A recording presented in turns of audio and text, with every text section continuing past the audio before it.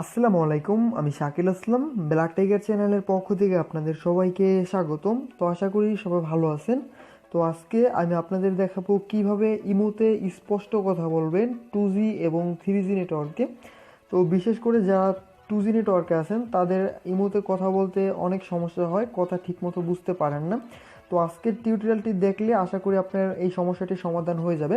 তো সেই জন্য আপনাকে টিউটোরিয়ালটি মনোযোগ সহকারে দেখতে হবে। আর এখনও যারা আমার চ্যানেলটিতে সাবস্ক্রাইব করেননি, দয়া করে আমার চ্যানেলটি এখনই সাবস্ক্রাইব করে নেবেন।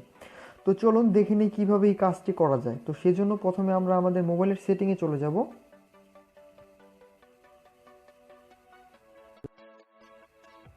তো সেটিংয়ে আসার পর আমাদের যা করতে হবে, এই যে আপনারা মোর নেটওয়ার্ক নামে একটি অপশন দেখতে পাচ্ছেন, এইখানে ক্লিক করতে হবে।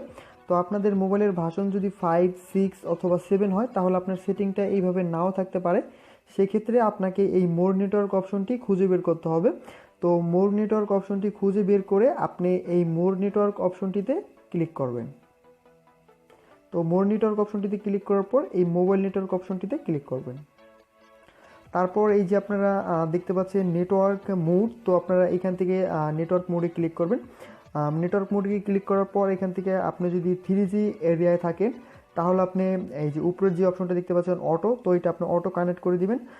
আর যদি আপনি 2G নেটওয়ার্কে থাকেন তাহলে আপনি অনলি 2G মোড করে দিবেন। এই যে সবার নিচে যেই মোডটা দেখতে পাচ্ছেন এইটা করে দিবেন, অনলি 2G মোড। যদি আপনি 2G এরিয়াতে থাকেন, আপনার এলাকায় যদি শুধু 2G নেটওয়ার্ক পায় সেক্ষেত্রে আপনি এইটা করে দিবেন।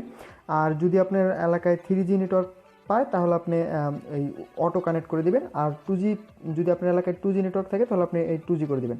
তারপর এখান থেকে ব্যাগে চলে আসবেন। তো তারপর আপনারা এই যে ডাটা ইউজ নামে যে অপশনটি দেখতে পাচ্ছেন, এই ডাটা ইউজ নামের এই অপশনটিতে ক্লিক করবেন। তো আপনার মোবাইলের ভার্সন যদি আলাদা হয় 5, 6 অথবা 7, তাহলে আপনার সেটিংটা আলাদাভাবে আসতে পারে।